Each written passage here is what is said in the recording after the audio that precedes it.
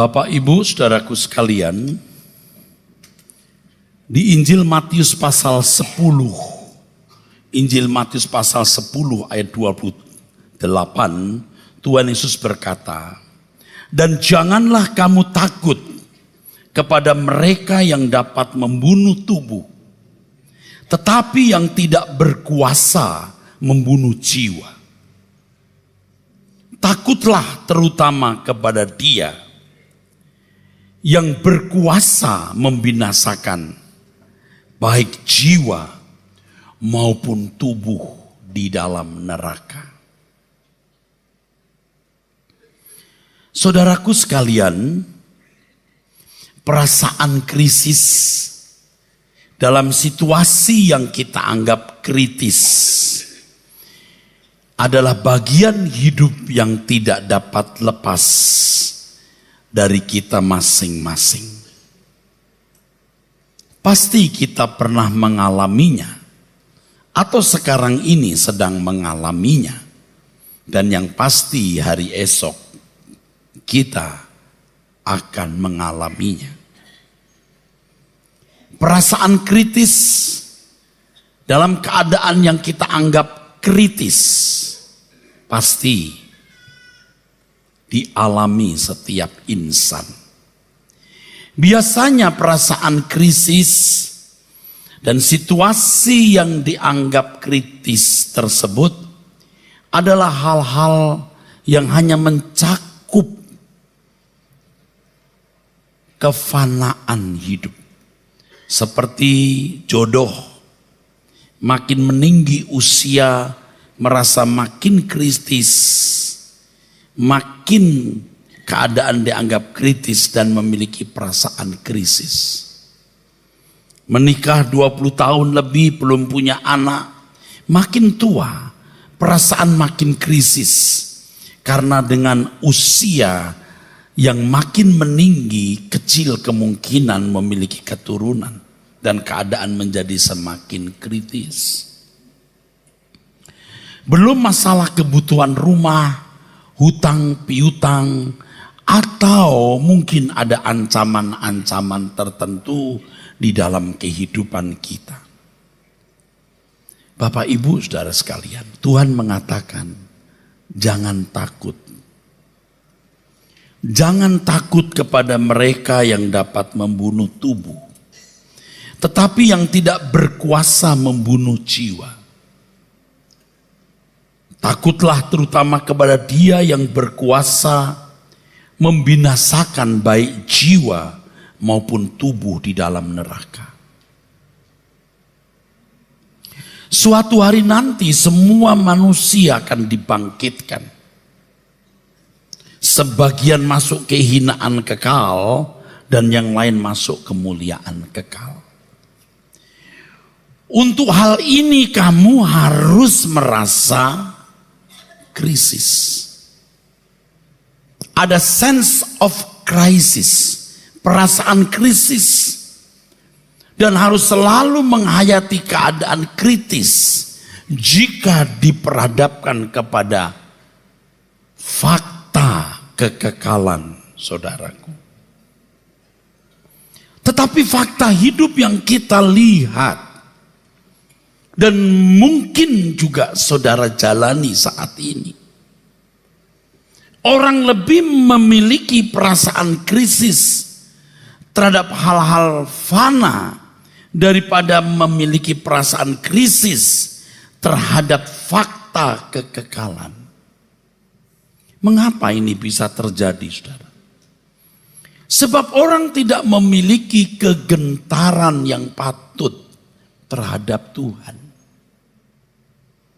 Karena tidak atau kurang gentar terhadap Tuhan, sehingga tidak memiliki perasaan krisis. Bapak, Ibu, saudaraku sekalian, saya mengingatkan saudara bahwa kita hidup di satu masa yang luar biasa.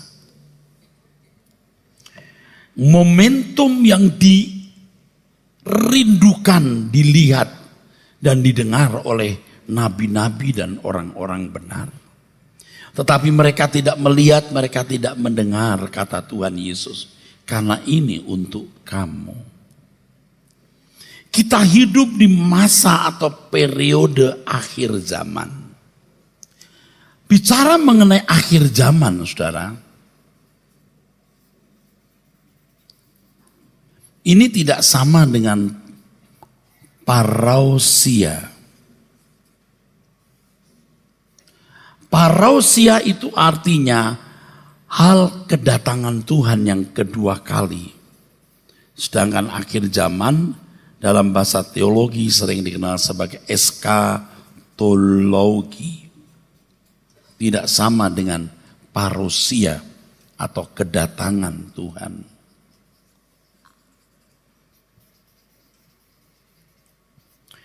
Bicara soal kedatangan Tuhan atau parousia pasti itu mengenai akhir zaman. Tapi bicara mengenai akhir zaman belum tentu bicara mengenai parousia. Kenapa bisa begitu? Begini saudara. Ini kalau Adam diciptakan. 4.000 tahun kemudian Tuhan Yesus disalib. Kita hidup di tahun 2017. Kita tidak pernah tahu berapa ratus ribu tahun, berapa juta tahun, berapa miliar tahun, berapa triliun tahun masa sebelum Adam ini. Yaitu masa kejatuhan Lucifer.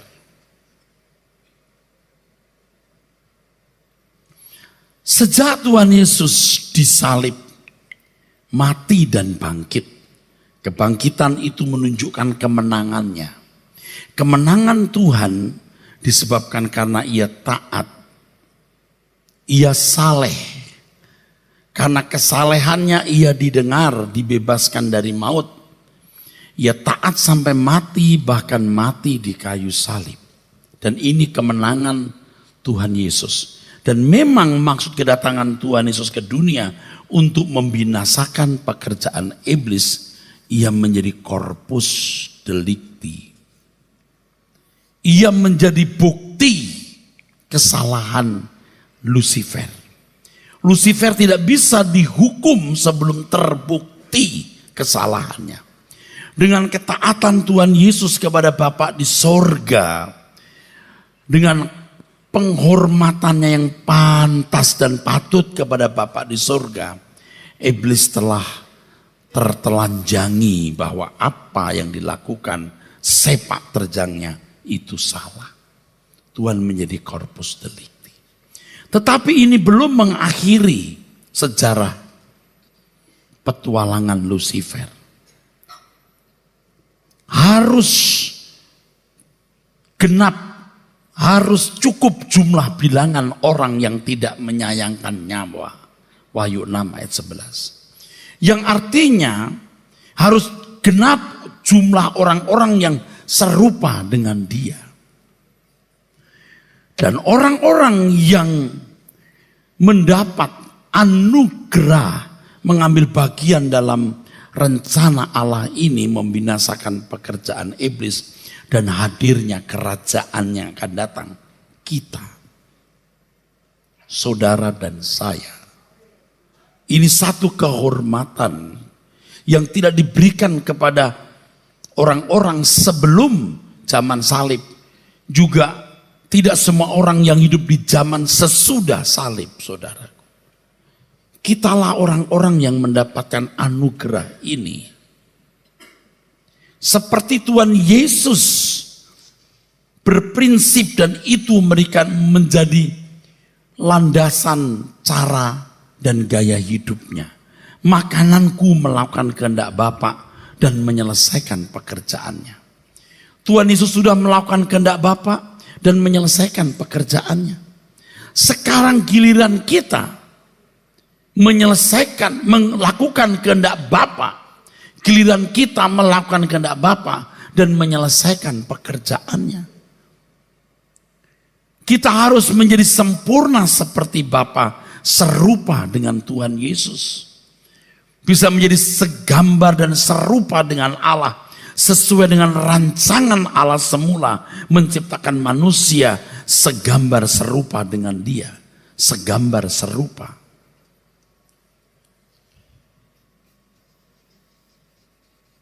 Selem Demuth, segambar serupa dengan Allah.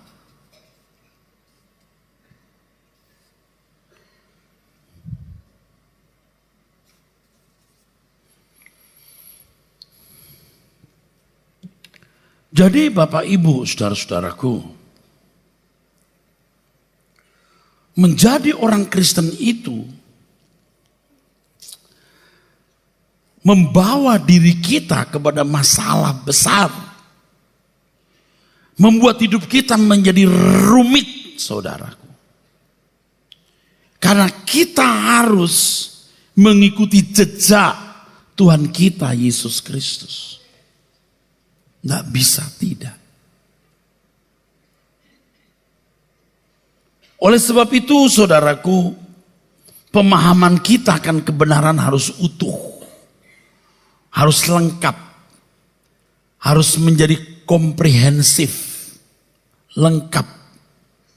Sebab dengan lengkapnya kebenaran yang kita pahami, maka kita akan melihat hidup ini lebih detail, lebih teliti. 1, 2. Kita memiliki rentang yang panjang dalam melihat hidup ini. Kita akan melihat kekekalan sebelum manusia diciptakan. Kita juga melihat kekekalan sesudah dunia ini berakhir. Nah, kemudian kita akan memiliki kegentaran akan Allah. Kita menghadapi satu realitas yang dahsyat. Realitas pribadi Allah yang dahsyat. Dan kita menghayati realitas kekekalan tersebut. Sehingga kita punya perasaan krisis, saudaraku. Punya perasaan krisis. Perasaan seperti ini tidak dapat saya bagikan kepada saudara. Tidak bisa saya bagikan kecuali saudara memahami kebenaran secara komprehensif dari kebenaran-kebenaran yang saudara pahami secara nalar, lewat pertemuan dengan Tuhan, lewat pengalaman hidup setiap hari, itu komprehensif. Baru kita gentar akan Allah. Dengan kegentaran tersebut, kita memiliki perasaan krisis terhadap fakta kekekalan. Perasaan krisis terhadap kekekalan ini akan menggerakkan kita, saudaraku sekalian, untuk berjuang mengubah diri. Dan setelah kita berjuang mengubah diri, kita juga akan berjuang mengubah orang lain. Langkah itu, saudaraku sekalian, saya kalimatkan dengan kalimat ini. Tolong saudara baca, katakan kepada jiwamu.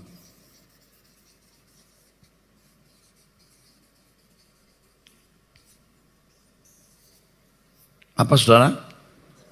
Berkemas-kemas. Kalau saudara pergi ke Depok berkemas-kemas dari Kelapa Gading, mungkin setengah jam cukup. Mandi buru-buru cukup, tidak mandi lebih cepat. Tapi kalau ke Bandung pulang 1 hari, mungkin berkemas-kemasnya lebih lama. Bagaimana kalau menginap di Bali 1 minggu, mungkin berkemas-kemasnya lebih lama lagi. Gimana kalau 2 minggu ke Melbourne? Wah, sudah keluar negeri. Udah berkemas-kemas beda. Berkemas-kemasnya sudah beda. Bagaimana kalau ke Amerika 1 tahun kuliah? Wah, berkemas-kemasnya lebih beda.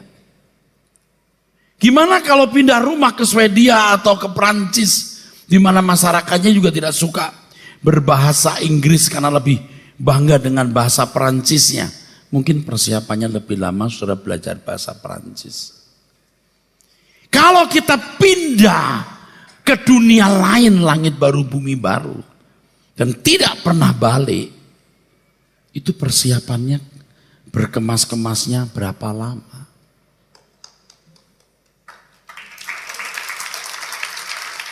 70-80 tahun, saudaraku. Makanya yang paling merusak orang Kristen itu ajaran bahwa keselamatan itu mudah diterima.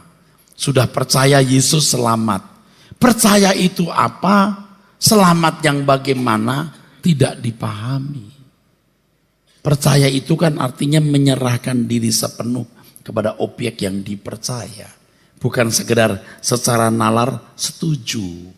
Yesus juru selamat itu hanya statusnya. Selamat itu artinya dikembalikan ke rancangan Allah semula. Jadi tidak simple. Akhirnya jadi bodoh, saudaraku. Berkemas-kemaslah dengan baik. Saya mengajak Anda for good di sana. Kita pulang. Ini bukan rumah kita. Ayo kita berkemas-kemas. Watakmu, karaktermu, ayo kita berkemas-kemas. Orang yang berkemas-kemas itu, saudara, cirinya pasti satu. Ia tidak terikat dengan dosa. Pikiranmu mesti bersih, mulutmu bersih, kelakuanmu bersih, tindakanmu bersih. Jangan ada dosa sama sekali yang masih dilakukan. Perangi itu, 2. Jangan terikat dengan dunia ini.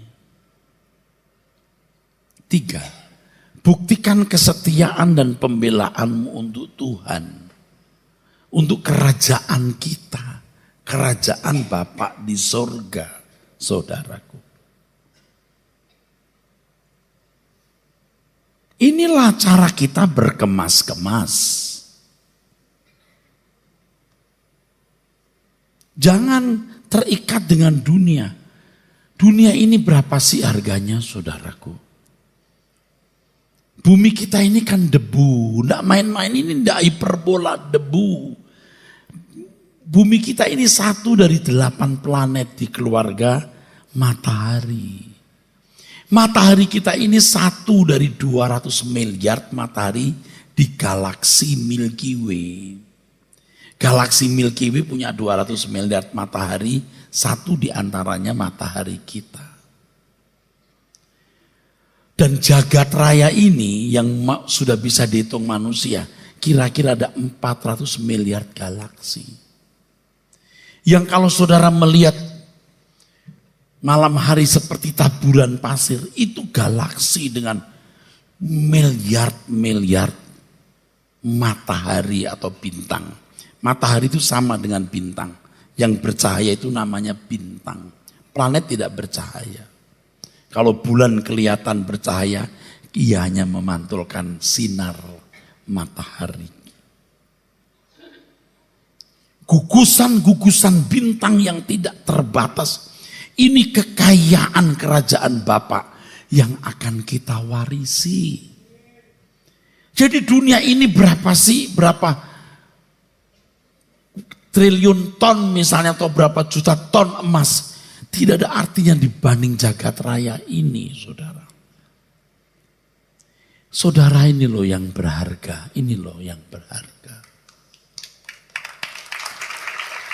Nilainya, saudara, adalah diri Tuhan Yesus sendiri, putra tunggalnya yang dikirim untuk menebus dosa kita.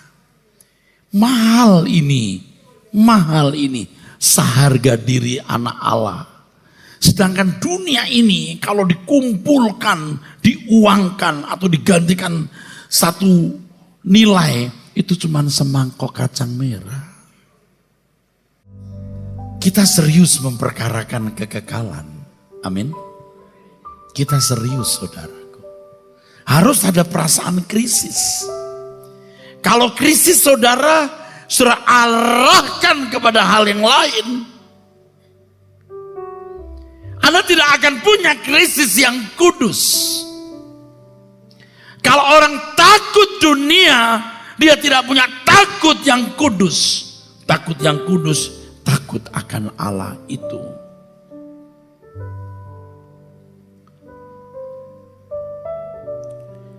Kini tiada pilihan, hidup hanya menanti di Kau Tuhan. Harta dunia ku lepaskan, semua fata morgana sia-sia.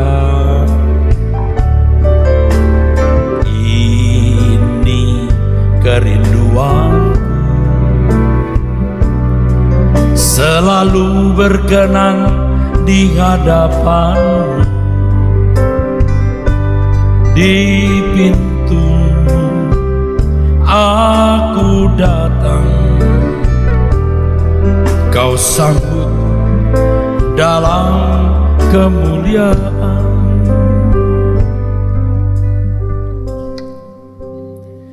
Kita harus berkemas-kemas, saudaraku. Dan jika kita mengerti bahwa dunia akan menjadi lautan api yang mengerikan, seperti Nuh, akan berusaha mengajak orang lain, ayo kita ke sana.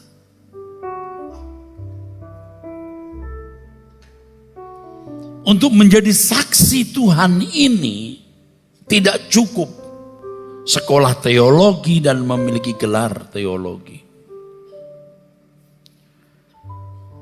Sekolah kehidupan kita adalah bagaimana kita berkemas-kemas untuk menjadi makin saleh.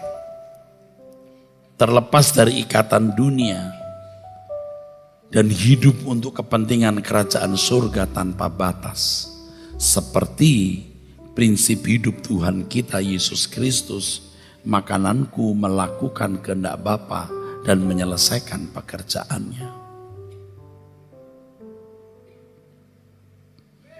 Jika kita telah sungguh-sungguh melewati perjalanan hidup, sekolah kehidupan yang benar seperti ini, baru kita bisa jadi saksi. Orang tidak akan melihat kota yang terletak di atas bukit kalau kita tidak menjadi terang. Jadi jangan berpikir dengan sekolah Alkitab seseorang bisa menjadi saksi. Itu salah. Dulu saya berpikir juga begitu. Menjadi saksi ketika kita bisa memperagakan kehidupan Tuhan Yesus. Itulah isi berkemas-kemas kita. Maka menjadi seorang pelayan jemaat, aktivis gereja, harus menjadi pola dengan mana orang membangun dirinya. Aku mau menjadi seperti Bapak itu. Aku mau menjadi seperti Ibu itu. Tuhan Yesus tidak kelihatan. Kita yang mewakili Tuhan.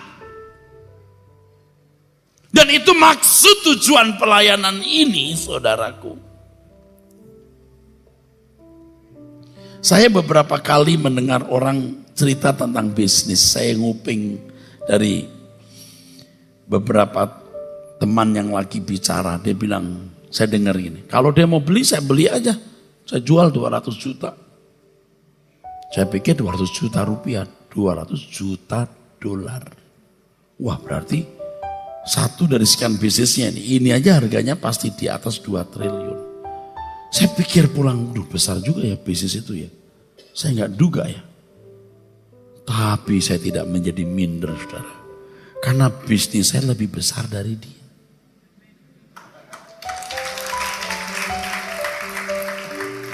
Bisnis saya membawa saudara ke langit baru, bumi baru.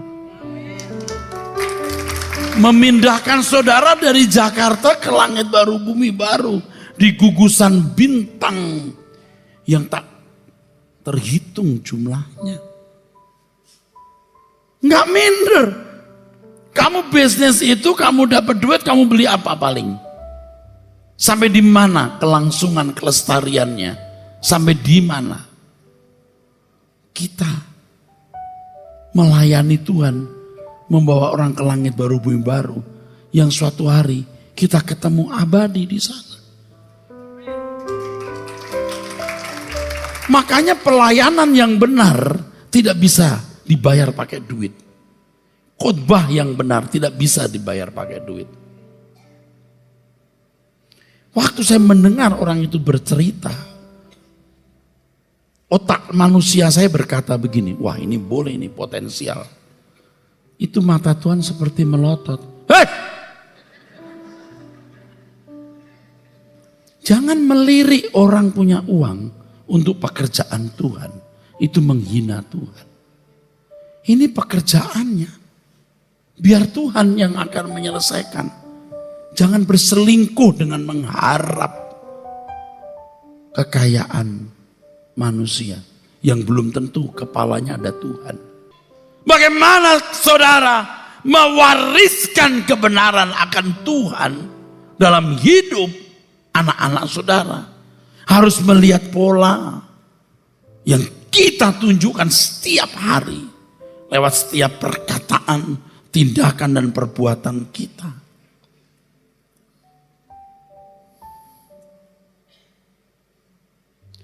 Orang sering berpikir berkemas-kemas itu nanti waktu mau mati. Salah. You terlambat, tidak terbentuk watak karakter kita.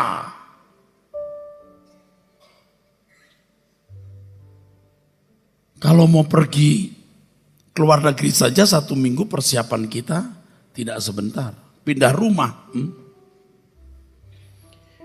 Ketika saya mahasiswa, saya pernah belajar psikologi dan pastoral counseling.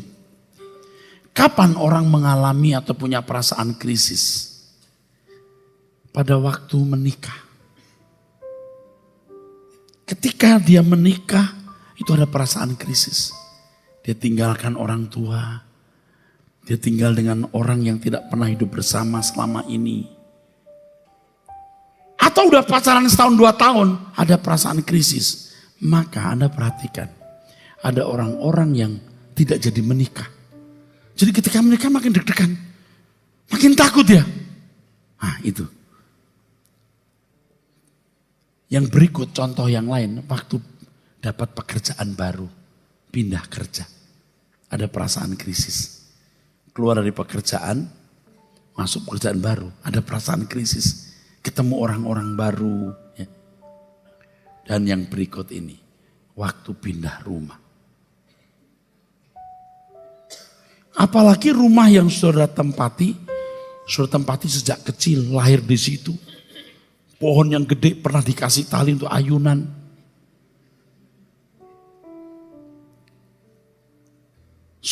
Kenal betul jalan setapak halaman sekitar rumah. Rumah juga tidak dibangun, tidak direnovasi. Ya. Jadi bentuknya mirip-mirip. Saudara harus tinggalkan.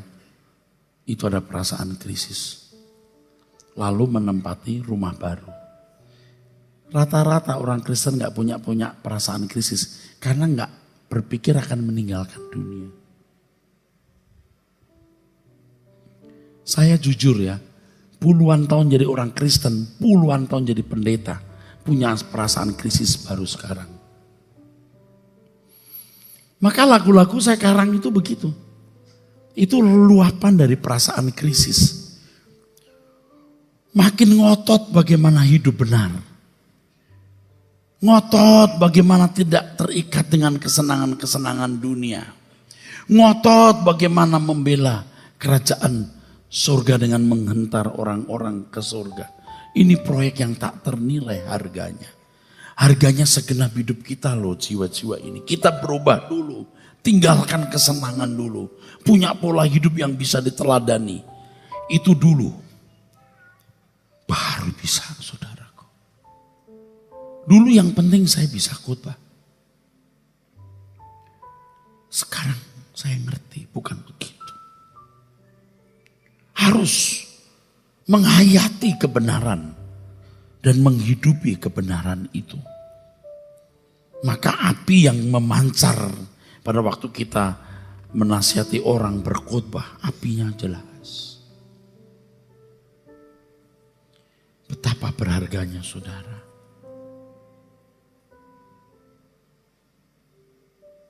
Kalau di sini ada hadir orang kaya, tapi di kepalamu nggak ada Tuhan, kamu tidak berharga.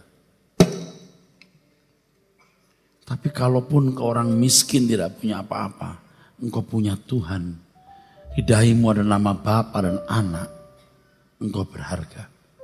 Karena engkau jadi bangunan yang akan diangkat Tuhan. Jadi jangan sombong, saudara. Kini tiada pilihan, hidup hanya menanti di Kau Tuhan. Harta dunia ku lepaskan, semua fata morgana sia-sia. Ini kerinduanku, selalu berkenan di hadapanmu. Di pintumu aku datang, Kau sambut dalam kemuliaan. Tidak ada perasaan krisis karena memang tidak bermaksud meninggalkan dunia. Seakan-akan kita bisa umur panjang. Harus berubah. Harus berani berubah. Sampai saudara memiliki perasaan krisis. Nanti dari perasaan tragis jadi gak tragis lagi. Jadi kalau saya melewati masa itu, melihat dunia, aduh masa aku mau tinggalkan sih kesenangan-kesenangan yang saya miliki. Tragis. Tapi hari demi hari makin gak tragis. Aku siap. Maka syair ini berbunyi ini. Ini syair yang kedua. Kini tiada pilihan, hidup hanya menanti di Kau Tuhan. Harta dunia ku lepaskan, semua fata morgana sia-sia. Ini kerinduanku, selalu berkenan di hadapanmu. Di pintumu aku datang, Kau sambut dalam kemuliaan. Melepaskan dunia, harta dunia bukan berarti lalu saudara jadi miskin, memberi uang untuk gereja semua. Enggak, uang itu ada padamu. Itu milik Tuhan. Kelola dan nikmati sesuai kehendak Tuhan. Kita bukan monyet yang bergelantungan di pohon dan hanya makan pisang. Kita manusia, kita butuh mobil, rumah, ada leisure time, jalan-jalan dengan keluarga. Please, tidak ada masalah, tidak keliru. Tapi tidak terikat di situ. Beli barang bagus sesuai dengan kelas saudara, beli. Naik mobil bagus, bahkan di mata orang mewah sesuai dengan kelasmu, beli. Tapi Anda tidak terikat. Dan Anda tetap melihat bahwa semua itu plat merah milik kerajaan surga.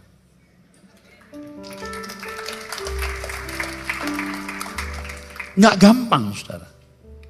Saya tidak sedang memperdaya saudara.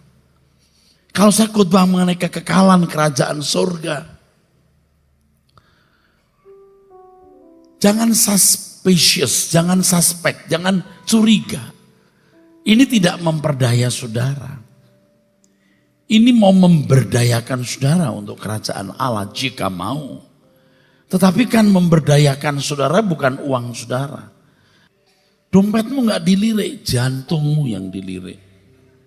Nyawamu yang dicabut. Hatimu yang harus dipindahkan di dalam kerajaan surga. Seperti seorang peladang yang menggali, yang bekerja di ladang dan menemukan harta yang terpendam. Dia tutup karena dia tidak ingin kehilangan itu. Dia menjual seluruh hartanya untuk membeli ladang itu karena ada harta yang terpendam. Dan Bapak Ibu perlu ketahui bahwa harta yang terpendam itu tidak ditemukan dengan gampang. Harus digali dulu, dia kerja dulu, dia dapat. Nah, saudara bisa melihat ada orang-orang yang begitu fanatik dengan Tuhan. Saya ini merasa belum fanatik secara patut. Saya harus lebih fanatik dari hari ini, saudaraku. Ada banyak orang yang bingung lihat kenapa sebegitu fanatiknya. Dia sudah menemukan harta itu. Mungkin Anda belum. Anda gemuli terus lewat kebenaran firman yang saudara dengar. Pergumulan doa tiap hari ketemu Tuhan. Lewat pengalaman hidup komprehensif. Baru saudara mengerti, oh ini toh. Nah ini yang saya ajak saudara untuk berjuang. Tidak mudah. Kalau hanya berkata, oh Tuhan luar biasa. Udah segala-galanya bagiku, itu banyak omong kosong. Tidak ada landasan bagaimana saudara menjadikan Tuhan itu segalanya dalam hidup saudara. Dia gali. Dia kerja, peladang. Karena tekun dia temukan. Seperti seorang pedagang yang menemukan mutiara yang mahal harganya, pasti juga mutiara yang berkualitas.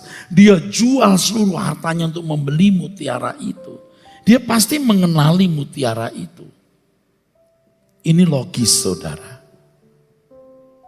Tidak mudah orang bisa mengenali mutiara asli atau mutiara palsu, mutiara air tawar atau mutiara air laut.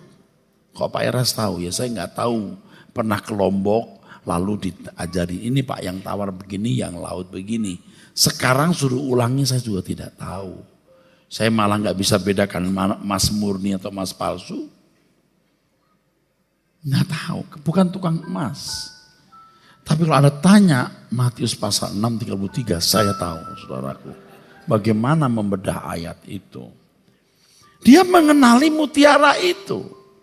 Dia berani jual seluruh hartanya demi mutiara itu. Tapi yang tidak mengenal mutiara itu, jangan-jangan dia buang itu mutiara. Dipikir kelereng kecil. Atau kalau orang tidak tahu bahwa di ladang itu ada harta, dia biarkan semak belukar tumbuh. Dan dia tidak menghargai ladang tersebut. Saudara harus memiliki pemahaman yang komprehensif. Baru sudah tahu kekayaan kerajaan surga. Memiliki kegentaran yang hebat akan Tuhan. Dan memiliki perasaan krisis terhadap fakta kekekalan. Sehingga saudara bisa berkemas-kemas. Anda boleh beri tepuk tangan untuk Tuhan. Jadi kalau saudara ada di Rehobot ini, itulah pesannya. Ciri ajaran benar atau sesat itu ada. Satu, ajaran yang benar merubah hidup. Menjadi kudus, takut akan Tuhan, mengasihi sama. Karena kalau doktrin itu bisa ditarik seperti karet ke sana kemari. Tapi pengajaran yang benar merubah hidup. Amin. Pasti hidup saudara lebih suci. Dua, saudara tidak terikat dengan percintaan dunia. Dan terkait dengan hal ini ketiga, dia tidak akan punya kebanggaan apapun. Kebanggaan apapun. Pengajaran yang benar tidak membuat orang jadi sombong. Bahkan kebenaran yang kita pahami ini pun tidak boleh jadi kebanggaan kita loh. Saya jaga hati saya, aduh Tuhan. Jangan sampai aku sombong karena hebat sekali itu kebenaran firman Rehobot. Aduh, ini juga bisa rusak saya. Keempat, pengajaran yang benar akan menggerakkan saudara mengasihi Tuhan dalam tindakan konkret membela pekerjaan Tuhan. Jadi tidak berarti nyawa kita Nggak usah waktu, tenaga, pikiran, perasaan, atau harta kita. Nyawa kita pun jadi tidak berarti. Nah, jadi kalau saudara datang ke Rehoboth lalu Anda tidak berubah, dengan rendah hati saudaraku, carilah pendeta lain dan dengarkan dia dan berubahlah dan selamatlah. Tapi kalau saudara ada di sini, dengar loh. Saudara belajar percaya saya, dengar. Nggak ada nasihat yang merusak saudara. Baca Alkitab pasti. Baca buku rohani, dengarkan CD khotbah. Tiap hari minimal 30 menit saudara berdoa. Ikuti semua kegiatan sejauh yang disediakan di sini. Saudara, saya mau ajak pulang ke surga. Bukan hanya menjadi anggota gereja Rehoboth lalu mendukung semua kegiatan di sini. Buat apa? Yang kita rindukan, kita semua layak menjadi anggota keluarga kerajaan surga dan masuk dalam kemuliaannya. Kita mengutip ucapan Paulus di Filipi pasal 3. Ada satu yang saya harus kutip, Filipi 3 ayat 7. Tetapi apa yang dahulu merupakan keuntungan bagiku, sekarang kuanggap rugi karena keuntungan Kristus. Itu pencapaian. Pencapaian. Saya sudah jelaskan dari bahasa aslinya di pertemuan yang lalu. Pencapaian. Orang berjuang untuk sebuah pencapaian. Dan kalau sudah mencapai itu dia akan merasa lengkap, utuh, bahagia, terjamin. Aman, nyaman. Paulus katakan semua yang dulu kuanggap pencapaian, kuanggap bukan. Terus. Malahan segala sesuatu kuanggap rugi, karena pengenalan akan Kristus Yesus Tuhanku lebih mulia daripada semuanya. Kuanggap rugi artinya menjadi tidak bernilai dibanding kemuliaan keagungan Tuhan. Bagaimana itu Pak? Miliki pemahaman yang komprehensif. Belajar firman, tiap hari berdoa 30 menit. Amati semua kejadian hidup yang melaluinya Tuhan bentuk saudara. Tidak cepat, tidak mudah. Lalu? Oleh karena dialah aku telah melepaskan semuanya itu dan menganggapnya sampah. Sampah itu skubalon atau skubala. Itu sampah. Skubalon atau skubala. Ini bukan sampah yang dibuang. Skubalon itu dung, ovo, kotoran hewan, serintil wedus, telek ayam. Saudara melihat bagaimana orang, saya pernah lihat kotoran kerbau dan kuda yang di jalan diambil untuk pupuk. Bukan dibuang. Pencapaianmu itu bukan dibuang. Hartamu bukan dibuang. Pangkat, kehormatan, gelarmu bukan dibuang. Jadi pupuk. Dibuang untuk pupuk. Ikatlah persahabatan dengan Tuhan mempergunakan mamon. Bukan dibuang sia-sia. Jadi pupuk. Persiapan untuk kekekalan. Berkemas-kemas. Dan semua yang Tuhan berikan, yang ada pada kita hari ini adalah milik Tuhan yang kita jadikan pupuk untuk kemuliaan Allah. Amin.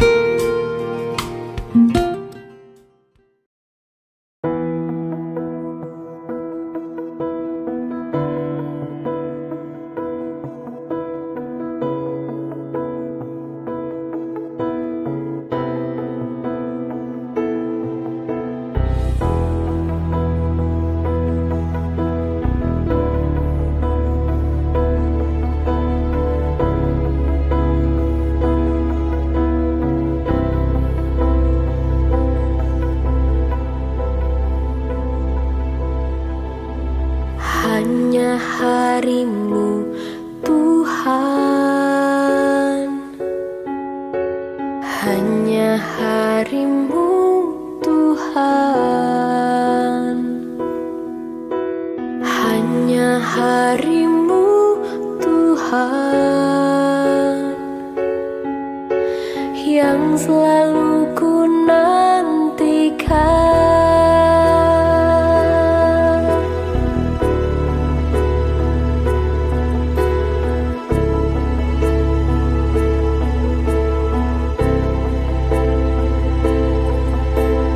Semua harapanku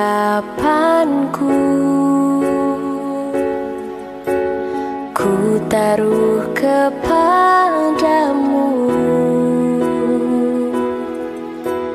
Besar sukacitaku,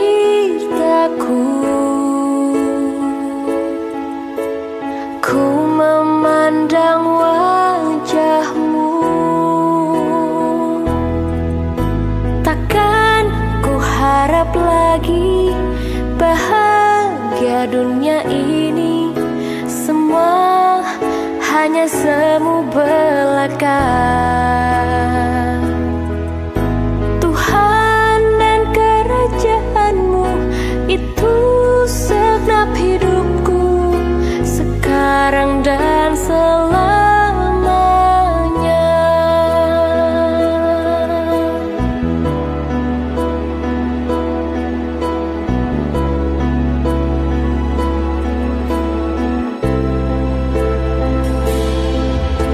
Semua harapanku ku taruh kepadamu. Besar sukacitaku,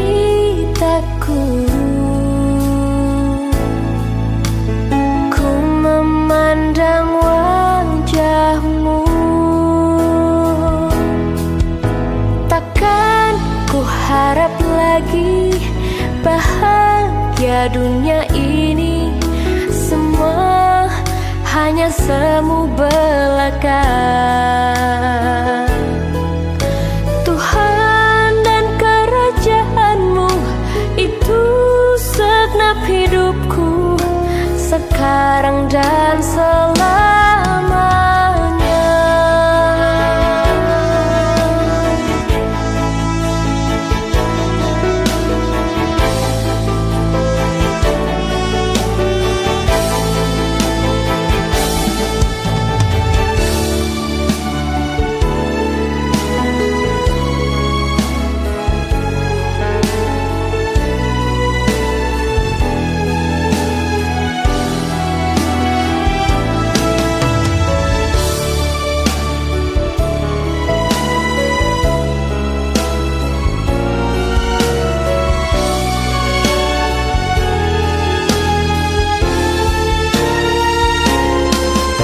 Takkan ku harap lagi bahagia dunia ini, semua hanya semu belaka.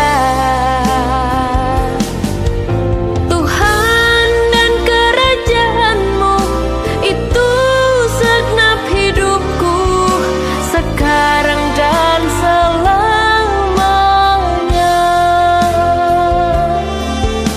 Sekarang dan selamanya.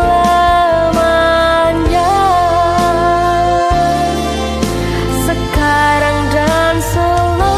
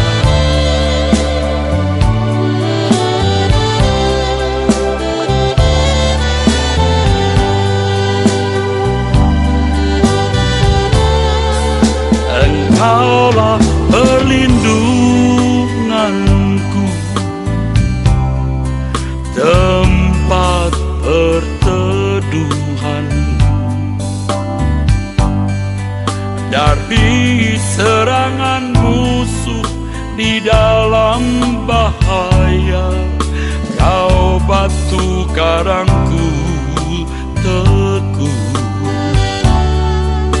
Engkaulah persembunyianku dan tetap menjaga. Atas kesesakanku dalam pencobaan, Kau beri keluputan. Sebab itu jiwa bersorak-sorai, mulutku puji-puji nama-Mu. Glory, haleluya, terpujilah Tuhan, kemuliaan bagi Bapa.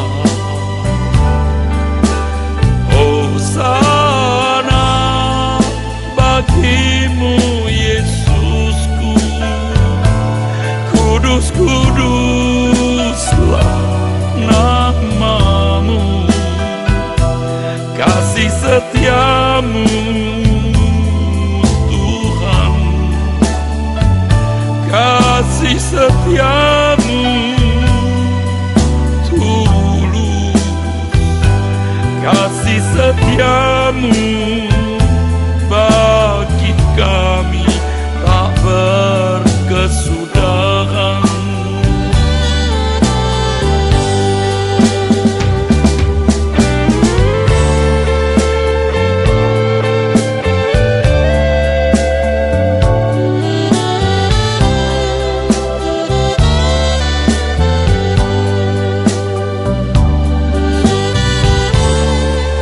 Engkaulah persembunyianku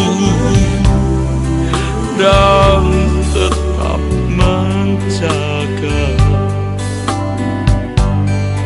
Atas kesesakanku dalam pencobaan, Kau beri keluputan.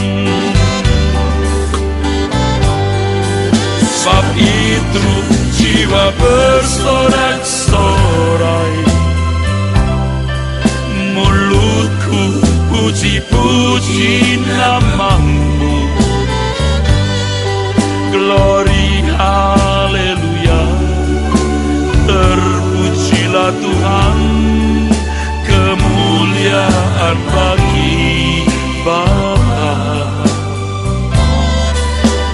Hosana bagimu Yesusku, kudus kudus nama-Mu, kasih setiamu Tuhan, kasih setiamu tulus, kasih setiamu bagi kami tak berkesudahan.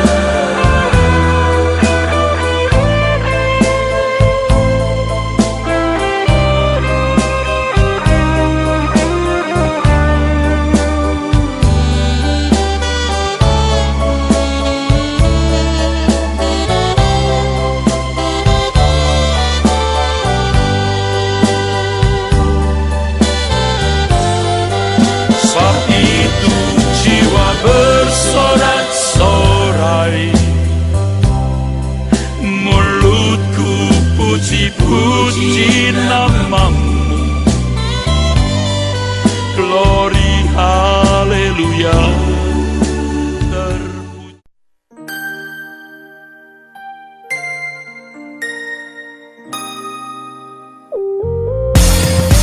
Enjoy the music, Voice of Truth, change your mind, change your life. Voice of Truth Radio merupakan radio streaming yang dibina di bawah bimbingan oleh Pendeta Dr. Erastus Sabdono yang menyuguhkan 70% musik rohani dan 30% musik mancanegara terpopuler. Radio ini dapat menginspirasi, juga dapat mengubah pola pikir dan hidup Anda dalam kebenaran firman Tuhan. Adapun program-program yang menarik yang kami sajikan adalah Program di pagi hari yang menemani Sobat VOT dengan bernuansa semangat pagi, dinamis, dan juga up to date. hanya di Good Morning Show dari hari Senin sampai Jumat dari pukul 7 pagi hingga 9 pagi.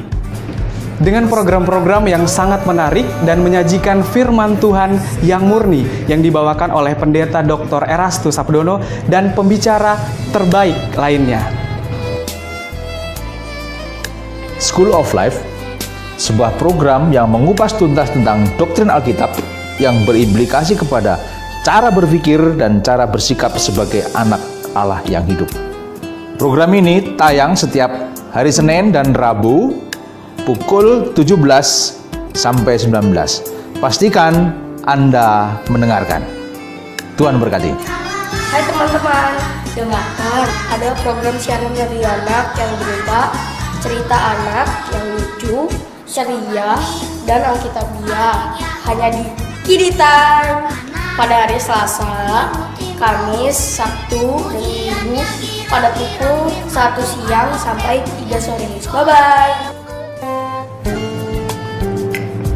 Dengan tagline Change Your Mind, Change Your Life, Voice of Truth Radio mengudara selama 24 jam 7 hari.